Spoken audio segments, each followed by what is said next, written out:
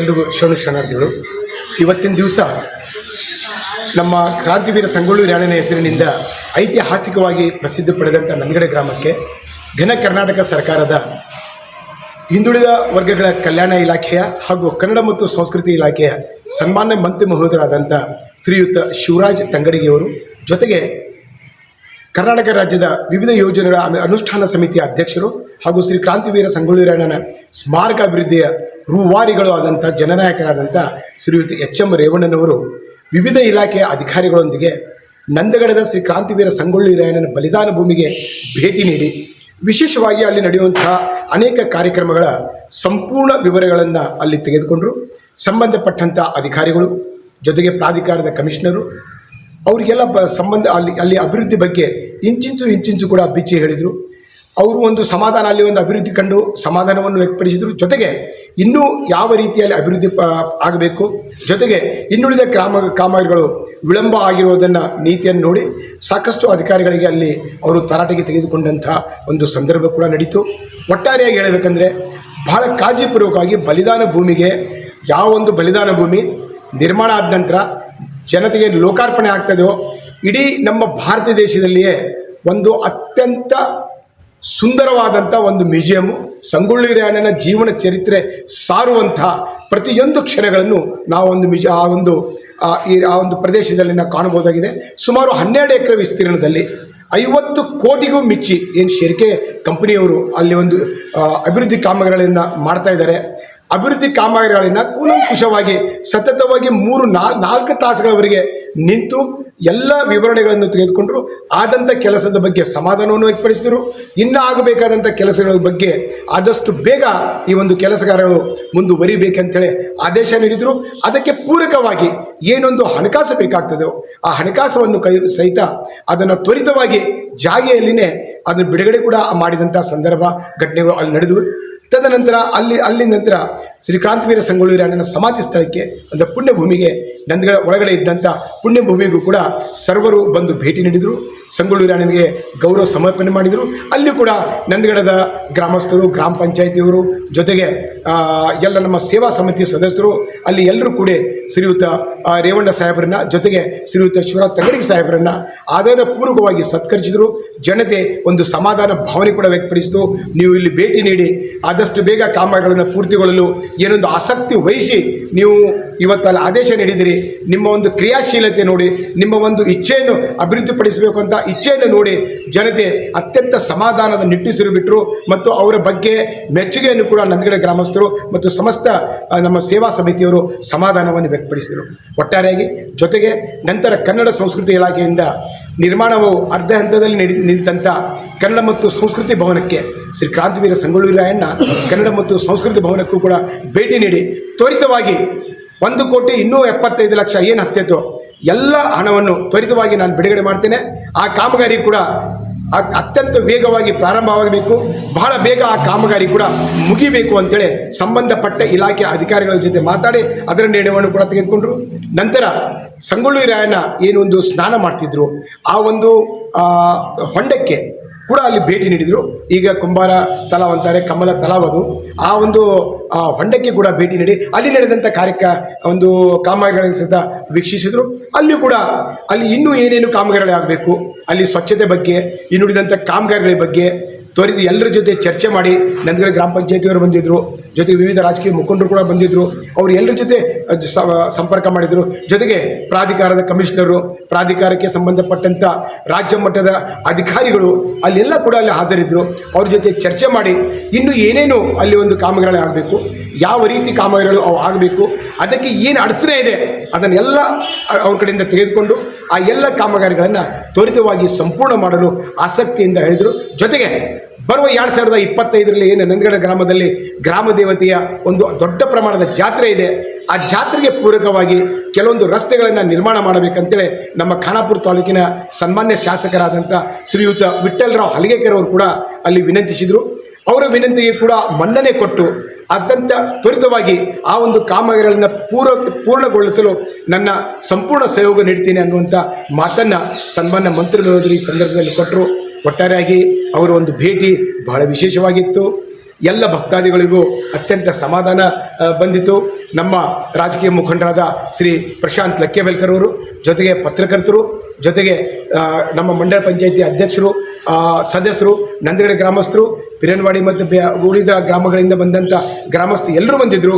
ಒಟ್ಟಾರೆ ಹೇಳಬೇಕಂದ್ರೆ ಎಲ್ಲರೂ ಕೂಡ ಅವರ ಭೇಟಿ ಒಂದು ವಿಶೇಷ ಮಹತ್ವ ತಂದಿತ್ತು. ಇನ್ನು ಮುಂದೆ ಆದಷ್ಟು ಬೇಗ ಆ ಒಂದು ಮ್ಯೂಸಿಯಂ ಉದ್ಘಾಟನೆಗೊಂಡು ಜನತೆಗೆ ಲೋಕಾರ್ಪಣೆ ಆಗೋದ್ರಲ್ಲಿ ಯಾವುದೇ ಸಂಶಯ ಇಲ್ಲ ಅನ್ನುವಂಥ ಭಾವನೆ ವ್ಯಕ್ತಪಡಿಸಿದ ಜೊತೆಗೆ ಘನ ಕರ್ನಾಟಕ ಸನ್ಮಾನ್ಯ ಸಿದ್ದರಾಮಯ್ಯ ನೇತೃತ್ವದ ಘನ ಕರ್ನಾಟಕ ಸರ್ಕಾರದ ಪ್ರತಿ ಒಂದು ಧನ್ಯತಾ ಭಾವನೆಗಳನ್ನು ಜನ ವ್ಯಕ್ತಪಡಿಸೋದು ಅಲ್ಲೇ ಕಂಡು ಬರ್ತಾ ಇದ್ದು. ಒಟ್ಟಾರೆಯಾಗಿ ಇವತ್ತಿನವರ ಭೇಟಿ ಬಹಳ ಬಹಳ ಉತ್ಸುಕತೆಯಿಂದ ಕೂಡಿತು ಅಂತ ಹೇಳಲಿಕ್ಕೆ, ಜೊತೆಗೆ ಸಂಗೊಳ್ಳಿ ರಾಯಣ್ಣನ ಸಮಸ್ತ ಅಭಿಮಾನಿಗಳು ಏನು ಬಂದಿದ್ದರು ಎಲ್ಲರೂ ಒಂದು ಸಮಾಧಾನದ ನಿಟ್ಟುಸಿರನ್ನು ಈ ಸಂದರ್ಭದಲ್ಲಿ ಬಿಟ್ಟರು ಅಂತ ಹೇಳಲಿಕ್ಕೆ ನಾನು ಹೇಳಲಿಕ್ಕೆ ಇಷ್ಟಪಡ್ತೇನೆ. ಇನ್ನು ಮುಂದೆ ಅವರಿಗೂ ಕೂಡ ಇದು ನಂದಗಡ ಸೇರಿ ಸನ್ಮಾನ್ಯ ಸಿದ್ದರಾಮಯ್ಯ ಸಾಹೇಬರು ಮುಖ್ಯಮಂತ್ರಿಗಳಿದ್ದಾಗ ಇದನ್ನು ಪ್ರಾರಂಭವನ್ನು ಮಾಡಿದ್ರು. ಅವಾಗ ಇದನ್ನೆಲ್ಲದನ್ನ ಮಾಡಲಿಕ್ಕೆ ರೇವಣ್ಣ ಸಾಹೇಬರು ಅಧ್ಯಕ್ಷರಿದ್ದರು. ಅವತ್ತಿನ ಇದ್ರ ಪ್ರಕಾರ 261 ಕೋಟಿ. ಒಂದು ಸಂಗೊಳ್ಳಿ ಒಳಗೆ ನಾವು ಒಂದು 100 ಎಕರೆ ಭೂಮಿ ಒಳಗೆ ಒಂದು ಸೈನಿಕ ಶಾಲೆಯನ್ನು ಮಾಡೋದು ಮತ್ತು ಸಂಗೊಳ್ಳಿ ರಾಯಣ್ಣರ ವೀರ ಶೌರ್ಯ ಭೂಮಿ ಅಂತ ಅದನ್ನು ಡೆವಲಪ್ ಮಾಡೋದು. ಅದರ ಜೊತೆಗೆ ಇದು ನಂದಗಡದೊಳಗೆ 51 ಕ್ರೋರ್ಸು ಇದನ್ನೆಲ್ಲದ ಡೆವಲಪ್ಮೆಂಟ್ ಮಾಡೋದಕ್ಕೆ ಏನು ಓನ್ಲಿ ಕಾಮಗಾರಿಗಳು ಮಾತ್ರ. ಅದರ ಜೊತೆಗೆ ಕಲೆಕೃತಿ ಮತ್ತು ಗುವೆ ಇವನ್ನೆಲ್ಲದನ್ನು ಕೆಲವೊಂದಿಷ್ಟು ಮಾಡಲಿಕ್ಕೆ 21 ಕ್ರೋರ್ಸ್ ಕೊಟ್ಟಿತ್ತು. ಅಂದರೆ ಒಟ್ಟಾರೆ ಎಲ್ಲ ಸೇರಿ 261 ಕೋಟಿ ಎಲ್ಲ ಕಂಪ್ಲೀಟ್ ಆಗೋ ಹಂತಕ್ಕೆ ಬಂದಿದೆ. ಈಗ ಸಂಗೊಳ್ಳಿ ಶಾಲೆ ಮತ್ತು ಇದನ್ನೇನು ಶೌರ್ಯ ಭೂಮಿ ಕಂಪ್ಲೀಟ್ ಆಗಿ ಉದ್ಘಾಟನೆ ಆಗಿದೆ. ಮುಖ್ಯಮಂತ್ರಿಗಳು ಬಂದು ಉದ್ಘಾಟನೆ ಮಾಡಿದ್ದಾರೆ, ಅದು ಕಂಪ್ಲೀಟ್ ಆಗಿದೆ, ಅದನ್ನು ಹ್ಯಾಂಡ್ ಓವರ್ ಮಾಡಿದ್ವಿ. ಇದು ನಂದಗಡದೊಳಗೆ ಸಂಗೊಳ್ಳಿ ರಾಯಣ್ಣವರ ಪೂರ್ಣ ಪ್ರಮಾಣದ ಪರಿಚಯ ಮತ್ತು ಇಲ್ಲಿ ಒಳ್ಳೊಳ್ಳೆ ಬಿಲ್ಡಿಂಗ್ಗಳನ್ನು, ಮ್ಯೂಸಿಯಮ್ಮು, ಥಿಯೇಟ್ರ್ಗಳನ್ನು ಎಲ್ಲವೂ ಕೊನೆ ಹಂತಕ್ಕೆ ಬಂದಿದೆ. ಈಗಾಗಲೇ ನಾವು ಇಲ್ಲಿ ಒಂದು ಹೊಸದು ಇನ್ನೂ ಒಂದು 2-3 ವಿಚಾರಗಳನ್ನು ನಾನು ಮತ್ತು ರೇವಣ್ಣ ಸಾಹೇಬರು ಕುಂತು ವಿಚಾರ ಮಾಡಿ ಈ ಬಿಲ್ಡಿಂಗ್ ಮೇಲೆ ಒಂದು ಚೆನ್ನಾಗಿರೋಂಥದ್ದು ಇದೆ. ಅಲ್ಲಿ ಒಂದು ಗ್ರಂಥಾಲಯ ಆಗಬೇಕು ಮತ್ತು ರಿಸರ್ಚ್ ಸೆಂಟರನ್ನು ಮಾಡಬೇಕು ಮತ್ತು ಅದರ ಜೊತೆಗೆ ಒಂದು ಮೀಟಿಂಗ್ ಹಾಲನ್ನು ಮಾಡಬೇಕು ಮತ್ತು ಅಡ್ಮಿನಿಸ್ಟ್ರೇಷನ್ ಆಫೀಸನ್ನು ಮಾಡಬೇಕು, ಲೈಬ್ರರಿ ಗ್ರಂಥಾಲಯವನ್ನು ಮಾಡಬೇಕು ಅಂತ ಇವನ್ನೆಲ್ಲವನ್ನು ಮಾಡಬೇಕಂತ ಈಗ ಹೊಸದು. ಇದಕ್ಕೆ ಎಷ್ಟು ಬೇಕಾಗಿದೆ ಇದನ್ನೆಲ್ಲ ಎಸ್ಟಿಮೇಟ್ ತೊಗೊಂಡು ಪೂರ್ಣ ಪ್ರಮಾಣದ ಮಾಡಲಿಕ್ಕೆ ರೆಡಿ ಮಾಡಿದ್ವಿ. ಮತ್ತು 9ನೇ ತಾರೀಕು ಅನ್ನೋದ್ರಾಗೆ ಏನು ಕಾಂಟ್ರಾಕ್ಟರ್ ಇದ್ರು, ಯಾರು ಮೊದಲನೇದವರು ಸಿರ್ಕೆ ಒಂದು, ಇನ್ನೂ ಒಂದು ಡಿಸೈನು ಕೋರ್ ಇವರು ಕಂಪ್ಲೀಟ್ ಆಗಿ 9ನೇ ತಾರೀಕು ಡಿಸೆಂಬರ್ 9 ಅನ್ನೋದ್ರಾಗೆ ಕಂಪ್ಲೀಟ್ ಮಾಡಬೇಕು. 9ನೇ ತಾರೀಕಿಗೆ 3 ಗಂಟೆಗೆ ನಾನು ಮತ್ತು ರೇವಣ್ಣ ಸಾಹೇಬ್ರು ಮತ್ತೆ ಬಂದು ವಿಸಿಟ್ ಮಾಡ್ತೀವಿ.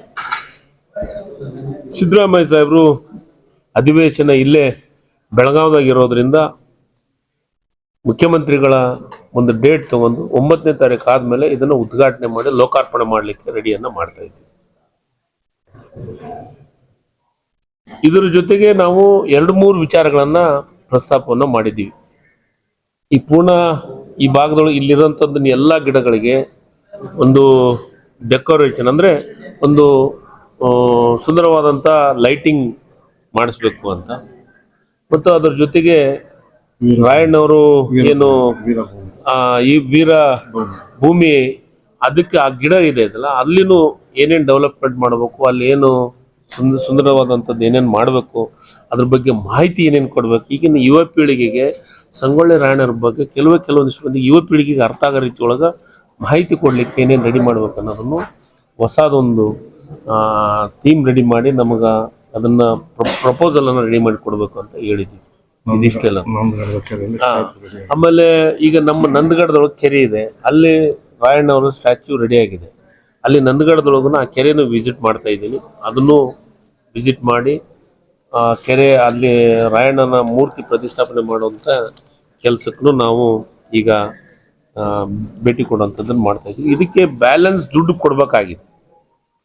ಆ ದುಡ್ಡು 9ನೇ ತಾರೀಕಿಗೆ ಕಂಪ್ಲೀಟ್ ಮಾಡಿ ಹ್ಯಾಂಡ್ ಓವರ್ ಮಾಡಿದ್ಮೇಲೆ ಆ ಕಾಮಗಾರದ ದುಡ್ಡನ್ನು ಕೊಡುವಂಥ ಕೆಲಸವನ್ನು ಮಾಡ್ತೀವಿ.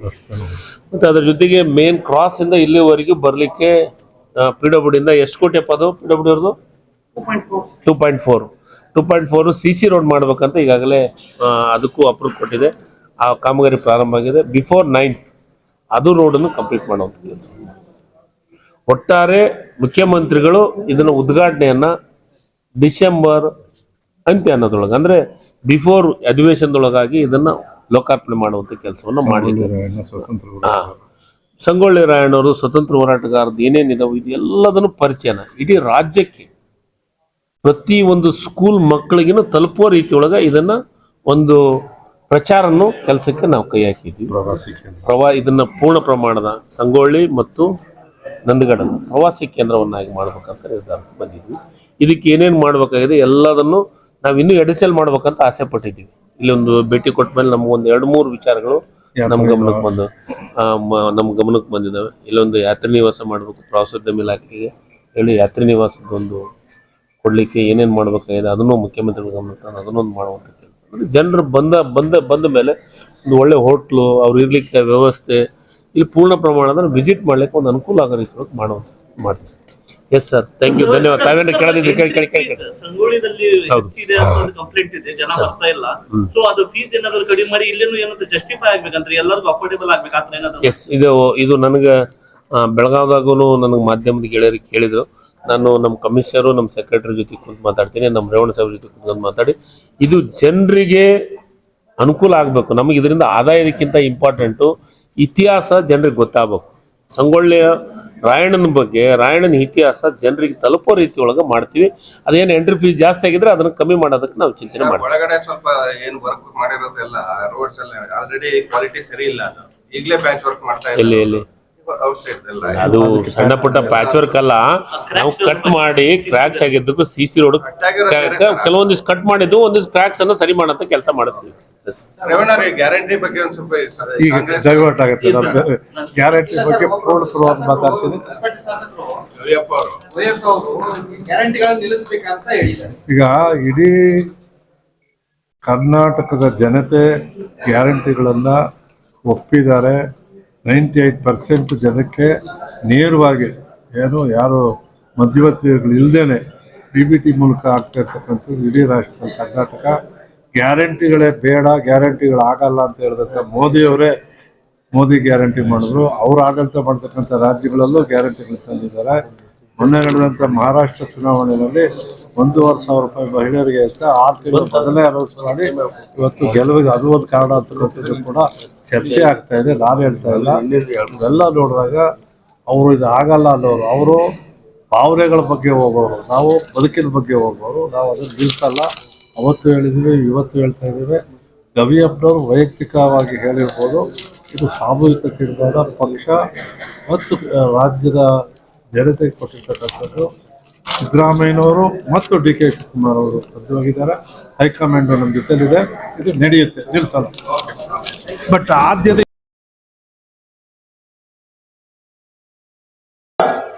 ಕರ್ನಾಟಕ ಘನ ಸರ್ಕಾರಕ್ಕೆ ಒಂದು ಹೆಚ್ಚಿನ ಶಕ್ತಿ ಬರಲಿ. ಆ ಸಂಗೊಳ್ಳಿ ರಾಯಣ್ಣನ ಆಶೀರ್ವಾದ ಸದಾಕಾಲ ಅವ್ರ ಮೇಲೆ ಇರಲಿ ಅಂತೇಳಿ ನಾನು ಪ್ರಾರ್ಥಿಸ್ತೇನೆ. ಶರಣು ಶರಣಾರ್ಥಿಗಳು.